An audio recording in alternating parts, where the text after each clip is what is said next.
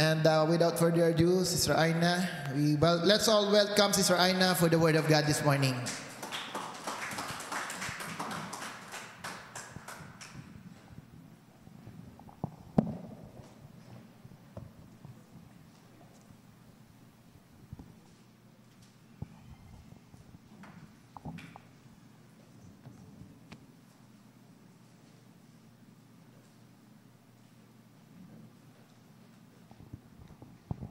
Once again, blessed morning, Zion of God. Good morning. So praise God, another day that God has given us. Ano po? Binigyan tayo muli ng panibagong araw to witness His goodness and faithfulness upon our lives. Amen. So we are so blessed yesterday. Will you agree with me? Tayo ay tumanggap kahapon ng very meaty and insightful message. Fresh revelation of God's Word. Through our life coaching, na i-share sa atin ni Pastor, Dynamics of Leadership Succession. Amen. And personally, sinabi ko po na napaka-bless natin or pinagpala tayo kasi sa buhay natin ng pagiging isang Kristiyano, yes, we are walking right now, naririto tayo sa ganitong pananampalataya. Pero kung hindi natin mauunawaan yung i-share sa atin ni Pastor yesterday, tila ba darating din yung panghihina and yung confusion kung saan ba tayo magtatapos. Amen. Agree po ba tayo doon? No? So, before I start, I would like to thank, of course, our Pastor Noel and Sister Ken for sharing with me once again the pulpit to share po sa ating mga kapatiran. So, without further ado, I would like to start my message which I entitled, A Challenge for Change. A challenge for change. All right. So in Isaiah 43 verse 18 to 19, do not call to mind the former things or consider things of the past. Behold, I am going to do something new. Now it will spring up. Will you not be aware of it? I will even make a roadway in the wilderness, rivers in the desert. So this verse po is, God is reminding the Israelites, dun sa kanyang pangako, dahil during this time they are in captive of Babylon. So sabi po dito ng Panginoon, ina-assure sila ni Lord na God will help them. God is reminding them kung ano yung ginawa ng Panginoon na pagtulong during the time of Moses, Joshua, during time of Moses na kung saan na-delivered sila or nakalabas sila ng Egypt.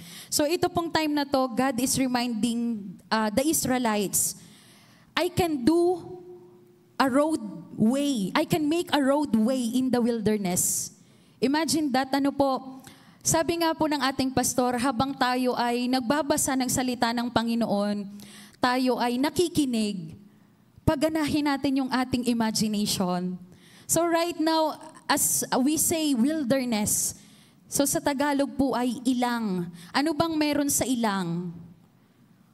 Mainit, mainit, walang puno, may wild animals. So sabi po ng Lord dito, I will even make a roadway and I can provide yung river sa desert.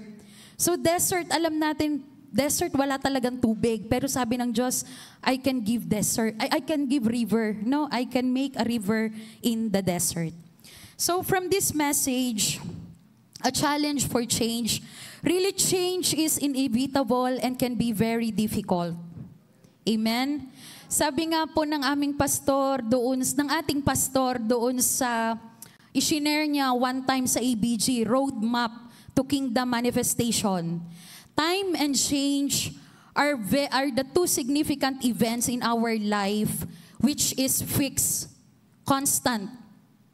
Ano po, ang change ay hindi madali pero hindi natin siya maiiwasan.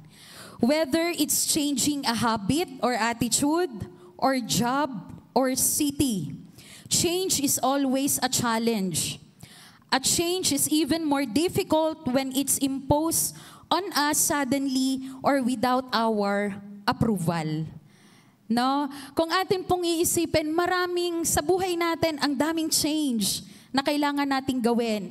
Yesterday na nga lang po yung mga principles na inilatag sa atin ni Pastor kung paano tayo aabot doon sa leadership succession, sa legacy na kailangan nating mai-continue. There must be change. No? Unang-una na po sa ating mindset. So sabi po ng Dr. William Boone sa kanyang book na Restrategizing the Church, sabi niya, change is very difficult kasi we are a people of habits. We are a people of habits na pagising pa lang natin, alam na natin kung ano yung sunod-sunod na gagawin natin. Right? So, we are a people of habits and hindi madaling baguhin yung habit. No? So for example, change in health. Mahirap ba yung magkaroon ng change sa health? Sobra. Buhay na buhay, Kuya Sham, no? Change in our, let's say in physical na lang, no? Yung pinakasimple. Yung dati kang mapayat. Tapos ngayon, bigla kang tumaba. So, it can also be painful, right? And difficult kasi ang dami-dami mong damit pero hindi mo maisuot. No, kasi sumikip na, right? Then, alam naman natin na kapag ka lumalaki, kailangan mag-diet. And yet, hirap na hirap. No, sabi nga, ang dami pang nakaka-relate sa mga kapatid po namin dyan na nanonood, no? Buhay na buhay po ang ating sambahan. Oo, di ba ang hirap? Sabi nga, isipin ko pa lang na magda-diet ako, nagugutom na ako. Diba? So, paano naman yon? Paano naman yon? Ano? Yung mind natin napakalakas, no? So, change also in relationship. Yan, yung ating mga kabataan na yan. So, nung sinabi ni Pastor na hindi yan makakabuti para sa'yo, cut the relationship. Pastor, hindi ko po kaya. Diba? Pastor, hindi ko po kaya. Siya po ang buhay ko. May nagsasabi pa ba ngayon ng mga kabataan na siya po ang buhay ko? Sabi nga dyan, magtigil kayo, ipinanganak kayo nang hindi naman siya kasama. So, bakit nandoon yung ganong expression? Bakit nandun yung ganong expression na tila ba titigil na ang mundo mo kapag ka nawala na yung relasyon na yon? Correct? Sabi ko sa inyo, iba pag may authority. Alright. So, there is always an element of pain in change.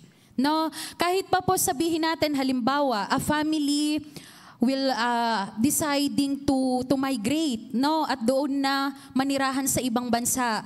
Though nandoon yung good naman siya sa kabilang side, kung doon nila nakita yung mas magandang opportunity, but yet yung pain na sinasabi ko is nandoon pa rin sa kabilang side. You know why? Kasi they will leave a place na kung saan matagal na silang nanirahan doon, a family, a friend, they will leave it behind. No? Para makapunta sa ibang lugar. No po? Okay. Like when a new and better job in a new city means leaving friends and familiar places behind. Of course, we know that not all change is good. There are many changes in life that are both painful and sad, because the change that takes place is for the worse, not for the better. And then there are changes that change nothing, like people changing careers only to find out that their new jobs don't make them any happier than their old ones. So, I will share with you po yung 2 examples naman ng change in the Bible who had to experience the pain associated with change in order to receive the blessing. Are you excited po to know? Ano yung dalawang story na yon? Genesis 12 verse 1 to 3. This pertains to Abraham. Now the Lord said to Abram, "Go forth from your country and from your relatives and from your father's house to the land which I will show you. And I will make you a great nation, and I will bless you and make your name great. And so you shall be a blessing, and I will bless those who bless you. And the one who curses you, I will curse." So, dito po sa verse na ito, hindi madali kasi ano yung pain na kailangang pagdaanan ni Abraham dito sa instruction na to ni Lord. Una, the fear of living in a different culture, language, and tradition. No? Second, the pain of leaving his relatives, his home, his friends behind for good. Third, the risk of leaving the security of his home for the unknown place God was sending him to. And ano naman yung blessing na kapalit ng pain na yon sa buhay ni Abraham? So these are the blessings. His name and family would be great. God would give him many descendants. And third, the world would be blessed through him. Abraham considered the change and examined the pain and decided that the blessings were worth it. Today, Abraham is called the father of those who have faith, as Paul says in Galatians 3 verse 7. No, nakita po natin the pain and the blessing sa buhay ni Abraham na dahil naniwala siya doon sa change na gagawin niya sa kanyang buhay as instructed by God. Naniwala siya na behind that decision na kanyang gagawin, it will be worth it. And ito yung naging kapalit na blessings. Second example, Luke 1 verse 26 to 38. So medyo mahaba po siya, no? Hindi ko nababasahin yung verse. Ito naman po yung story tungkol kay Mary. No? Kung ano po yung ginawa ni Lord naman kay Mary. So look at the change that God put before her. She had to change her concept of what God could do, miraculously enable her to conceive a child. No? Batid naman po natin na si Mary siya ang naging ina ng ating Panginoong Jesus. At yung pamamaraan kung paano niya ipinagbuntis ang ating Panginoong Jesus ay hindi kagaya ng natural na nangyayari sa mga nanay natin kapag ka nagbubuntis. No? So, ano yung pain? Because of that situation, Mary, may tendency na masira yung kanyang reputasyon. Agree? Kasi siya ay dalaga, siya ay berhen, no? And bigla siyang nabuntis. So, syempre, yung kanyang reputation, as well as yung kanyang future husband, during this time na si Joseph, maaaring masira because of this situation. So, ano po yung naging kapalit ng pain na yon sa buhay ni Mary? She would have favor with God. A special favor not given to another. Second blessing, she would be the mother of a king, the Messiah, the Son of God. Mary changed her mind about what God could and couldn't do. And God blessed her in a way no woman or will be blessed again. No, sa buhay po natin, may mga change na kailangan nating gawin. And especially in our Christian life, we have to trust God and the person na siyang ibinigay sa atin ng Diyos upang mabago ang dapat mabago sa buhay natin. Amen. And nakakalungkot pong marinig na there are people na masyadong pilosopo, sasabihin, hindi naman si Lord ang nagsabi. Gusto ko si Lord yung magsasabi sa akin. Remember the principle na naihayag po sa atin kahapon? No? Yung authority, yung dominion ay ibinigay ng Diyos sa atin, sa tao. No? Tayo sa atin ini-assign itong earth. No po? Maging sa ating paglakad, sa ating buhay Kristiyano, there must be someone on top of us para matulungan po tayo na maiayos yung ating buhay. Amen. So, sa amin pong pag-aaral din sa insurance industry, na-i-share sa amin kasi nga, sa amin po is composed then of different professional, no? Merong engineer, may accountant, and it's so hard to change the mindset kapag ka dumating na yung panahon na nahihirapan na. Mapapasabi na lang po sa unit manager namin na, maybe it's not for me. 'Di ba? Kapag po mahirap na yung situation, maybe it's not for me. Pero ang reality po doon, though majority of us is wala naman po talagang background about doon sa financial industry, sa finance industry, provided po yung training. Provided po yung every resources, every tool na gagamitin namin. We just have to decide, willing ba tayo na magpaturo at willing ba kami talaga to do that business. No, so somehow in our life, ganun din po tayo, no? Hindi ko po kasi yan kaya, pastor. Hindi ko po kasi yan kaya, Ate Aina. No, kung walang magiging paradigm shift, 'di ba? Change of mindset. Wala ding action na mangyayari. No, kasi kung ano po yung nasa isipan natin, yun yung ating i-execute. Yun yung ating i-apply. Right? So one of our message po na na-share sa amin is about Dunkin' Donuts. Sabi siguro, bakit puro food si Ate Aina? Dunkin'.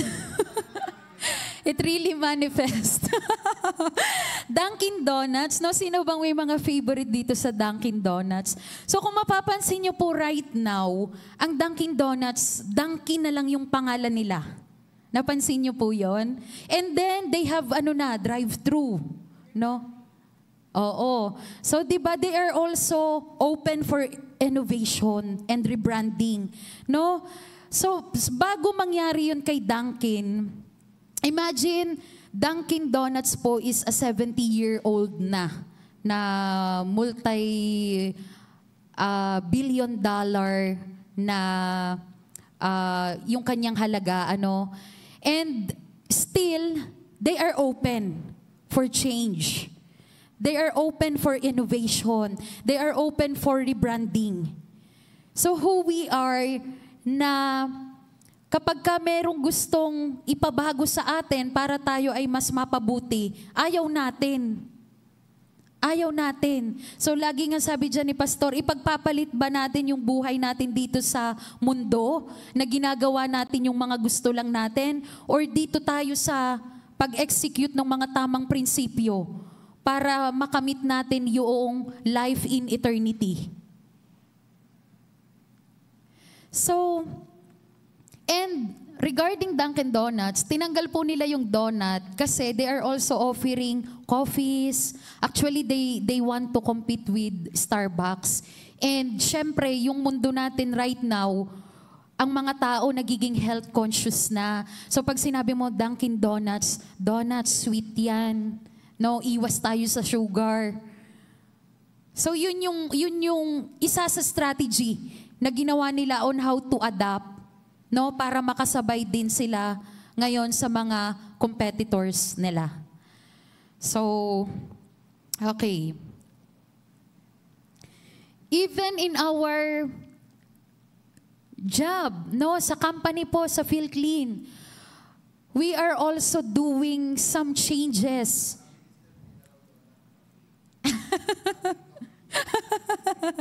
Dunkin' Cafe. And they are also offering sandwiches na po, aside from donut. And nagbawas sila ng flavor. Talagang in-update sa Dunkin', no? Nagtanggal sila ng ibang flavor kasi nung dumaan kami ni Ate Maika, wala na yung strawberry and pineapple. Kasi nga, may sandwich na sila na ino-offer. So, yan.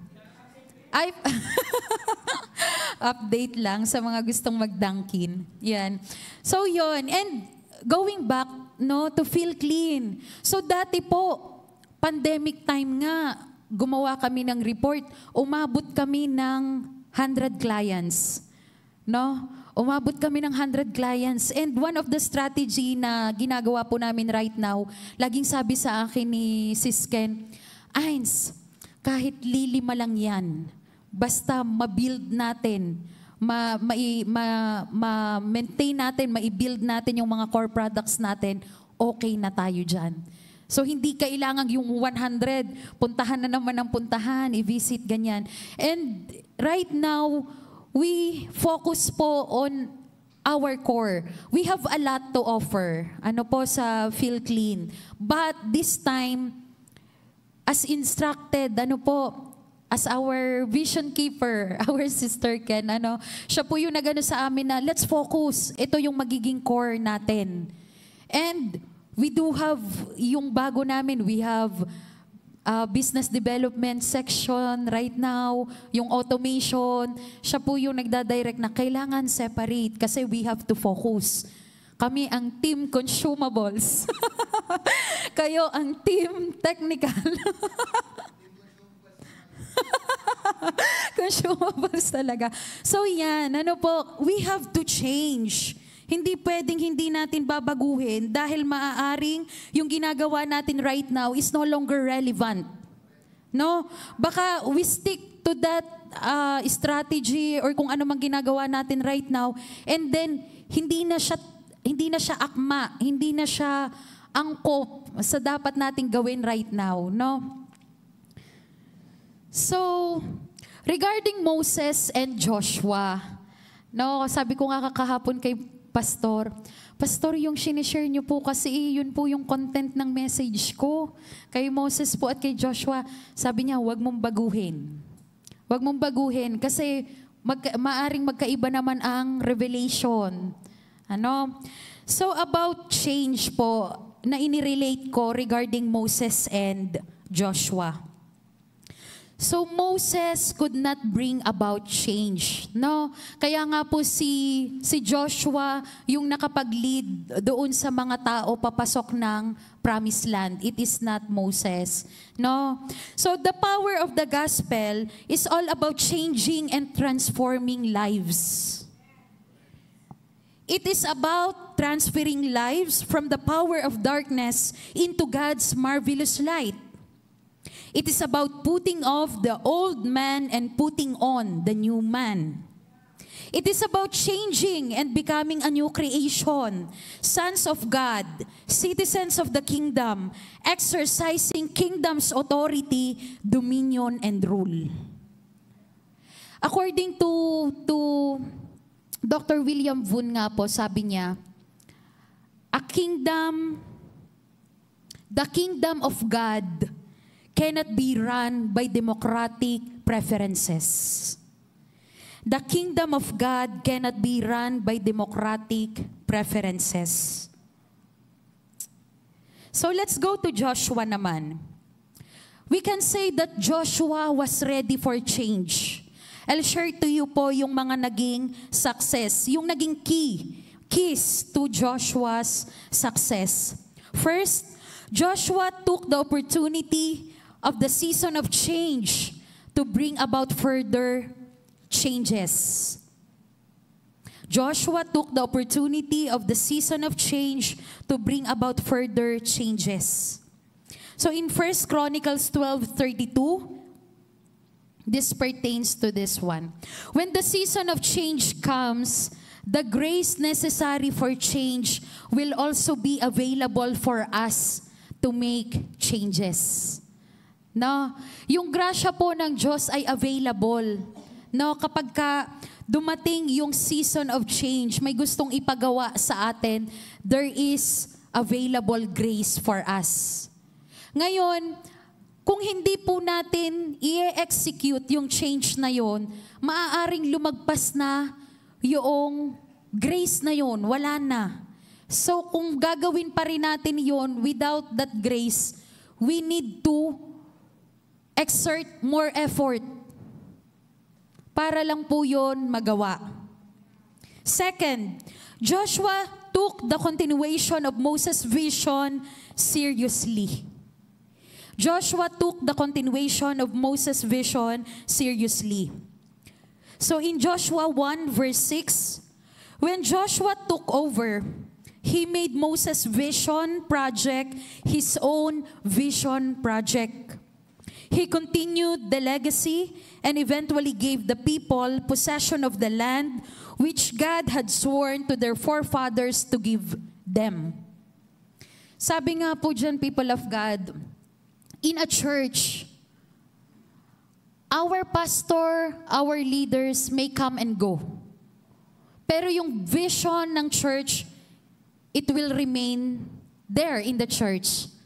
No? Hindi po mahalaga kung sino yung naka-receive ng vision, kailan na-receive yung vision, but ang truth doon is, maalis man or mawala man yung ating pastor, yung ating leader, doon sa continuity na ating pinag-uusapan, mananatili yung vision ng sambahan.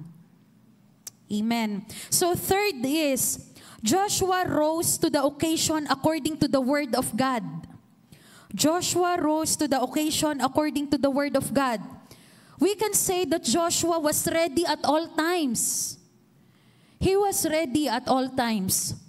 He really made himself available for God whenever, wherever, however, and wherever. So ganun po yung character ni Joshua. Kaya ito yung isa sa naging key kung bakit siya nagtagumpay. So tayo po ay matagal na po tayong tinuturuan ng ating pastor na in season or out of season, kailangan lagi tayong handa.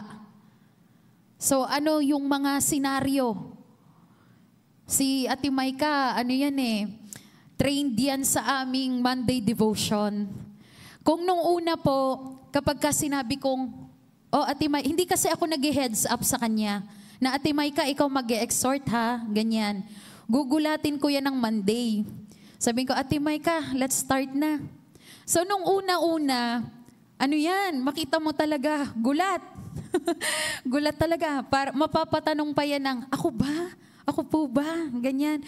Pero umabot na siya ngayon sa level na siya na ang nagyayaya sa amin. Tinatawag niya na yung mga nasa taas, yung aming admin. Baba na kayo, let's start our devotion. Amen? So ganun po, kung paano natin tuturuan, palakpakan po natin ang Panginoon. Kung paano natin tinuturuan yung bawat kapatiran natin and yung hinahawakan natin, mga hinahandle natin. So sabi nga po kahapon ni Pastor, di ba, yung about life coaching. We have to understand. So una, kami bilang tagapagturo, kailangan naming ayusin ang lahat ng ginagawa namin kasi kami yung magiging role model para sa bawat tinuturuan. Yun namang mga tinuturuan, learn to appreciate yung nagtuturo. No, sabi nga, it takes two to tango. Hindi magiging effective yung ating gagawin na life coaching or even our LAM kung wala tayong unity, wala tayong cooperation sa isa't isa. No, merong gustong magturo, takbo ng takbo yung tuturuan. Merong gusto namang magpaturo, hindi naman available yung magtuturo. So we should meet halfway, parehas tayong mag-adjustan para ma-accomplish natin kung ano yung dapat nating gawin.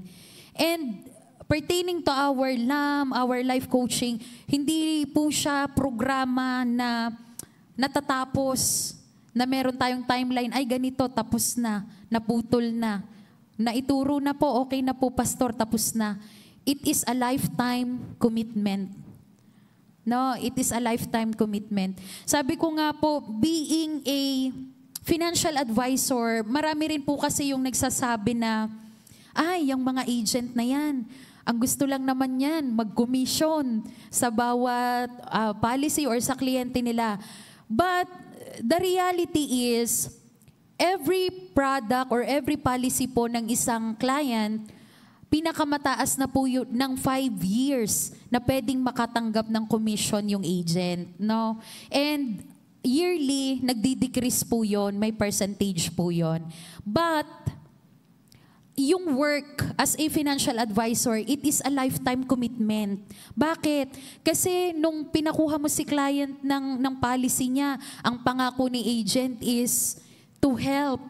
No? To help po na makapag-provide, ma-secure yung peace of mind, hindi lang po kay client, kundi sa buong family. Bakit? Kasi pag nawala si client or anything na a client has to file a claim doon sa policy niya, si agent yung nakaposisyon. Siya yung tutulong kay client na makapag-process, no? Para makapag-claim. And kapag ngayon nawala si client, so yung ipinangako na amount na mapupunta sa family, si agent ang magdadala nun, si agent ang mag-aasikaso nun para talagang mabigay sa family. Right? So,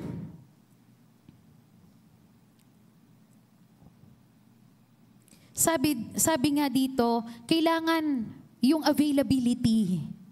No, availability. Isa sa character ito ni Joshua. Kasi Joshua is totally dependent on God. No? Kaya sabi, he made himself available for God whenever, whatever, however, and wherever. So fourth, Joshua followed the leading of God. Joshua followed the leading of God. So during the time po na magkocross sila sa Jordan River, successful si Joshua na nailid yung mga Israelites, no, to cross the Jordan River. So kung hindi po tama yung puso ni Joshua, maaring isipin niya na, kaya ko palang gawin, kaya ko palang i-lead yung mga tao. Maaaring magkaroon siya ng pag-iisip na anuman ang pagdaanan nila, kaya niya na. No? Kasi nung mapagtagumpayan nila na makapag-cross sila ng Jordan River, he earned his credibility as a leader before the people. Now, he had to learn submission when he met with the captain of the host of the Lord. It is in Joshua 5 verse 13 to 15. The question was not about Joshua's ability or inability to lead, but about his willingness to allow God to lead him all the way. No? Hindi po pinag-uusapan yung kakayahan ni Joshua, kaya niya bang i-lead o hindi kaya. Ang kailangang makita ni Lord is yung willingness. Willing ba tayo na isubmit yung ating mga sarili sa taong ibinigay niya sa atin? Willing ba tayo to follow that person all the way? Or nagiging selective tayo, ano lang yung sa tingin natin, madali nating sundin, tapos dun sa mahirap, ayaw na natin. So, sabi nga po ng ating pastor yesterday, yung original design sa atin ni Lord is not for us to be independent. Pero ano po yung itinuturo ngayon ng mundo? No? Kahit sa mga girls, no, kapag ka masyadong nabuboost, kasi strong independent woman ako. Di ba? Ganyan. May tendency na makapag-create tayo in our mind na you can do everything na. Independent ka na, kaya mo naman eh. Di ba? Hindi po yun yung original design sa atin ni God. No? Just like Joshua, he followed the leading of God all the way. And fifth, above all else, Joshua was a strategist. Joshua was a strategist. One of the quotation din po na na-share sa atin ni Pastor, battles are won through strategy. Battles are won through strategy. So Joshua, hindi naman po basta na lang nanalo sina Joshua. No? Nawala na po siyang ginawa. At talagang naging, kumbaga ay wala siyang ginawa and then hinayaan niya na lang na si God ang maging dahilan ng kanilang pagkapanalo. Ano? So sabi po dito, Joshua spent a lot of time planning, preparing, and executing his strategy. Joshua spent a lot of time planning, preparing, and executing his strategy. According to Dr. William Voon, a church with a strategy is destined to become a territory possessing, a giant killing, and a city-taking church. A church with a strategy is destined to become a territory possessing, a giant killing, and a city-taking church. So, these are the keys kung bakit po nagtagumpay si Joshua. No? Moses failed on that area kasi hindi po naging open yung mind niya to change his leadership style.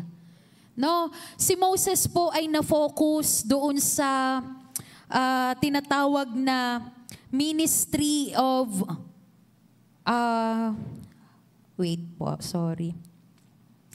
ministry of protectionism, I think, na kung saan yung focus po ni Moses ay yung needs ng tao.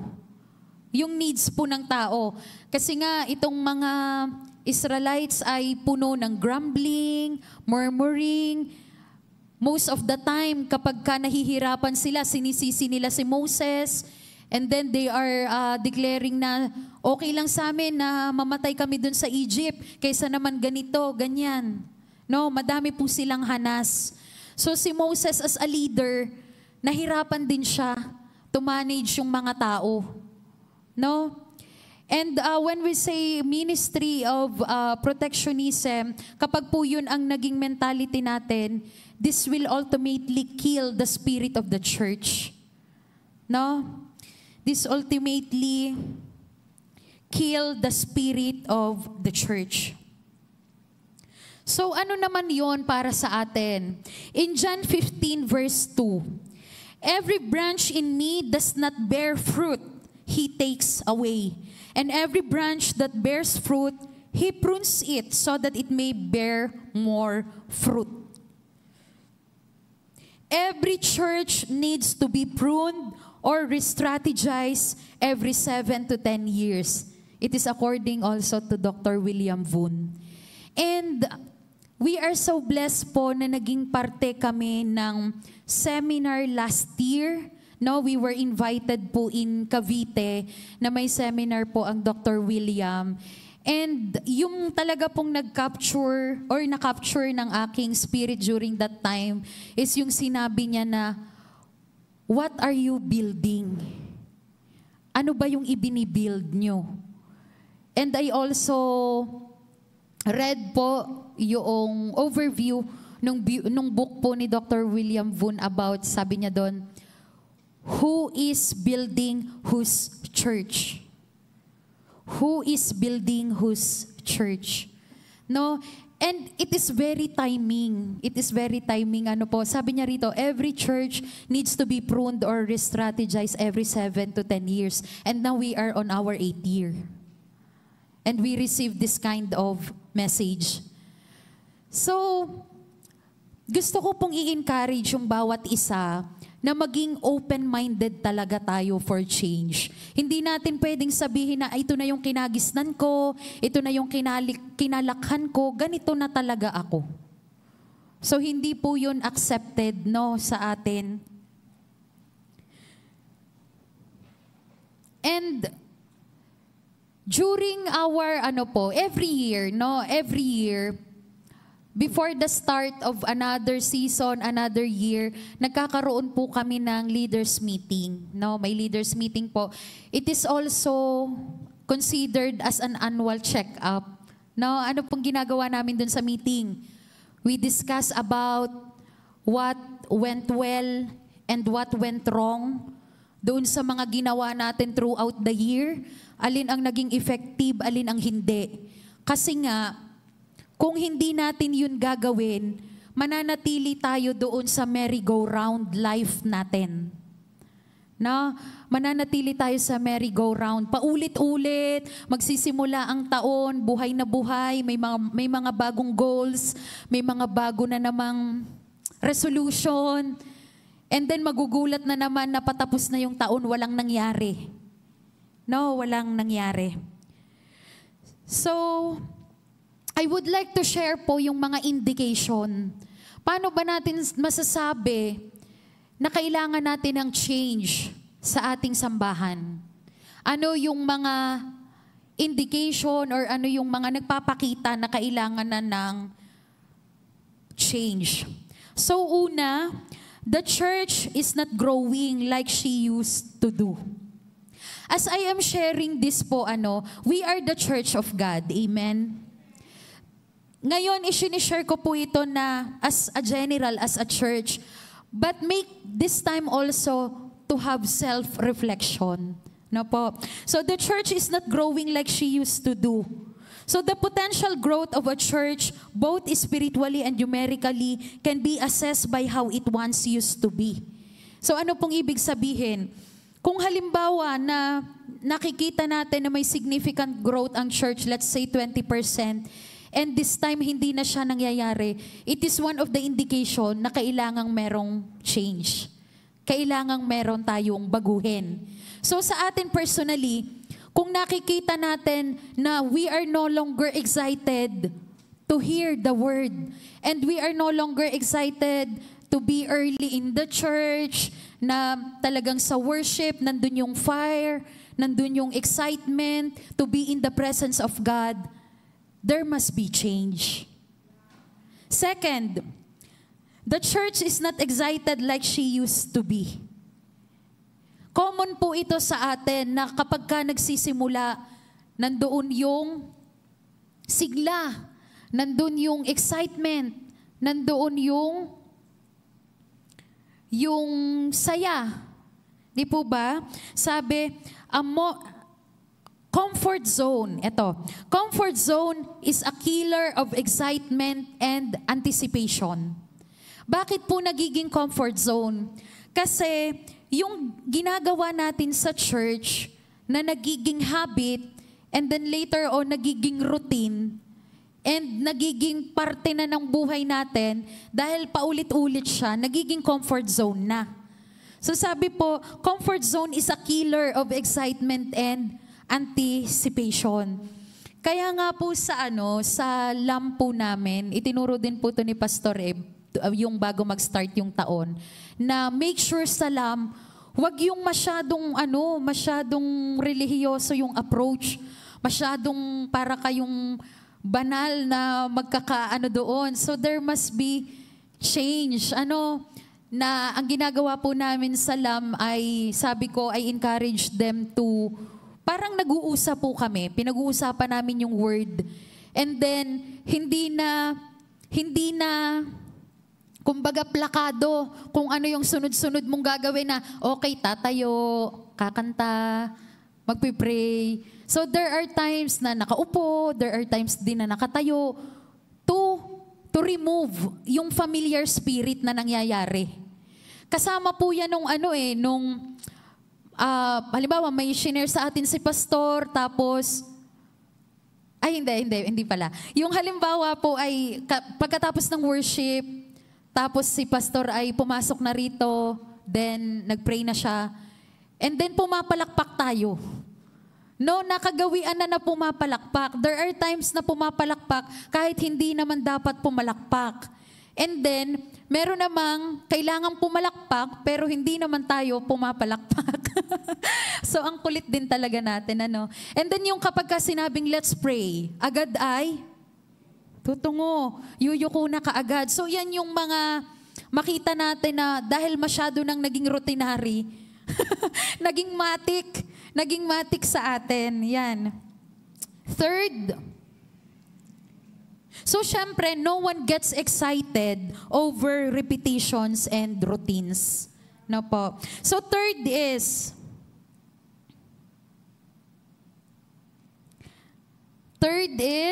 the church is not motivated like she used to be. Remember, a motivated church is a vibrant church. Do not build spectators and takers. They are just liabilities to the church and will run the church dry. And will drain the church dry. Instead, build a church of participants, contributors, givers, because they are the one who will grow the church. Amen. So ito po ay napahapyawan din ni Pastor sa atin kahapon. So when we say vibrant, makikita natin yung buhay talaga. Yung pagba may naligaw dito sa atin, may bigla na lang umakyat dito sa atin. Kagaya nung friend ni Ate Princess last Sunday. So tinatanong namin siya sa group. Ay, tinanong siya ni Pastor sa group. Sabi niya, ano kuya, masaya ka ba?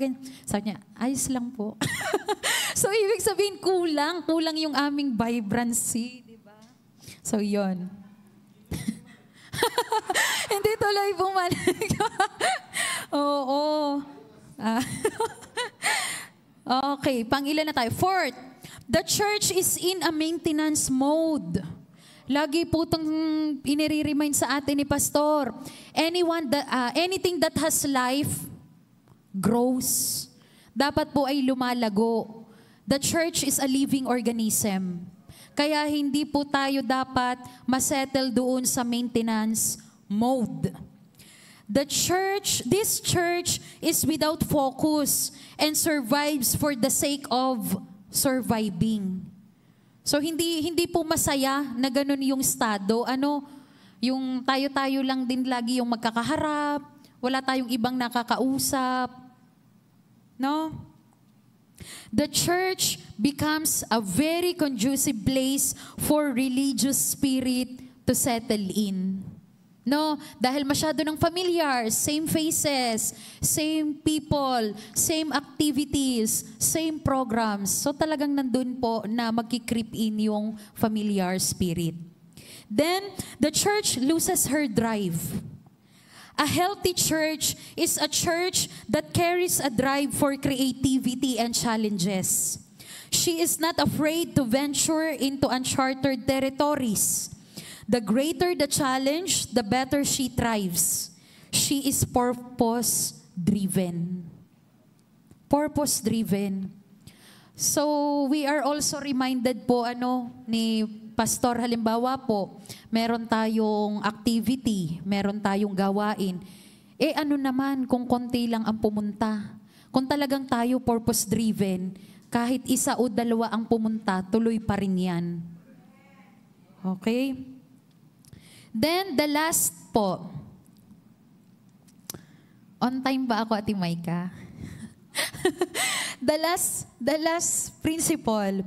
The church has become a Spider-Man church. Oh, Spider-Man pala. Ano yung sinasabing Spider-Man church? Like a spider sitting out and waiting for its prey. So is a Spider-Man church. They are not going out like fishers of men anymore, but are waiting for the city to come to the church. Hindi na kumilos yung gagamba. Naghihintay na lang dun sa kanyang web na may mahulog doon na prey niya. 'Di ba yung langaw na makulit, paikot-ikot doon. Hinihintay na lang nung gagamba na mahulog doon, and then it's the time for him to swallow yung langaw.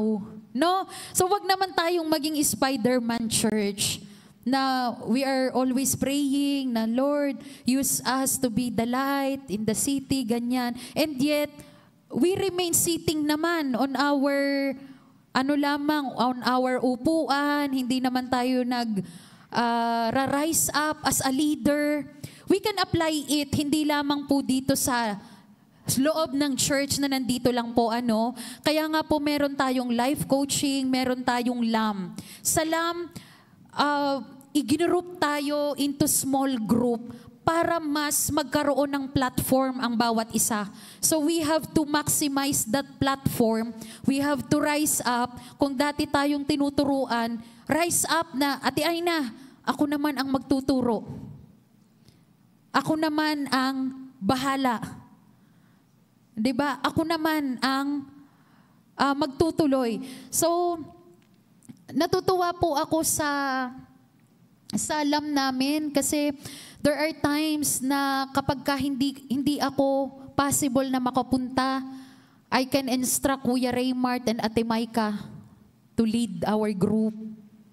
'Di ba? Yun po yung sabi nga yesterday, yung encouragement din sa leader.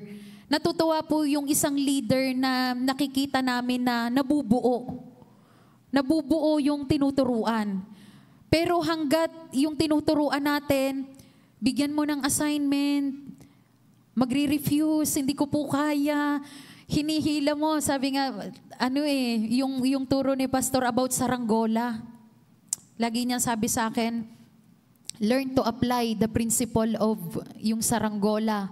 There are times na kailangan mong hilahin. There are times na kailangan mong alagwahan.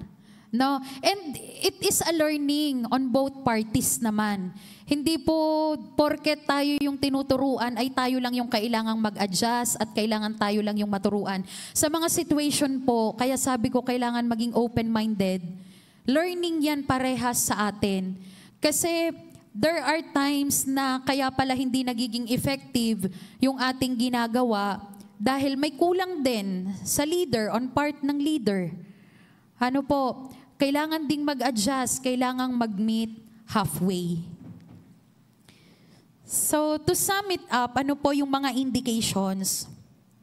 First, the church is not growing like she used to do. Second, the church is not excited like she used to be. Third, the church is not motivated like she used to be. Fourth, the church is in a maintenance mode. Fifth, the church loses her drive. And lastly, the church has become a Spider-Man church. So once na makita po natin ito or maramdaman natin sa ating mga sarili na ganito na ang nangyayari, always apply yung ating principle ng change. So in conclusion, no growth occurs without change. No growth occurs without change. So, iyon lamang po, and let's pray. Father God, Lord, maraming salamat, Panginoon, sa mensahe na iyong ibinigay sa amin sa araw na ito. Truly, O God, we pray na ang bawat isa sa amin ay tunay na mabuksan ang aming kaisipan, ang aming puso, ang aming espiritu, O God. That there are things in our life that we have to change, Panginoon. Change for the betterment, Panginoong Diyos, ng aming buhay, ng aming Christian life, O God, ng aming paglakad, palapit sa inyo, O God. At yung mapunta kami, Panginoon, sa destiny na nais mo sa aming mga buhay, to conform in your likeness, O Lord. Lord, we pray that each and every one of us, O God, will truly apply and execute every principle, every message that you have given us, Panginoon. Lord, we thank you for your grace. We thank you for your love, O God. We give you back all the glory, praises, and honor. In Jesus' name, amen and amen.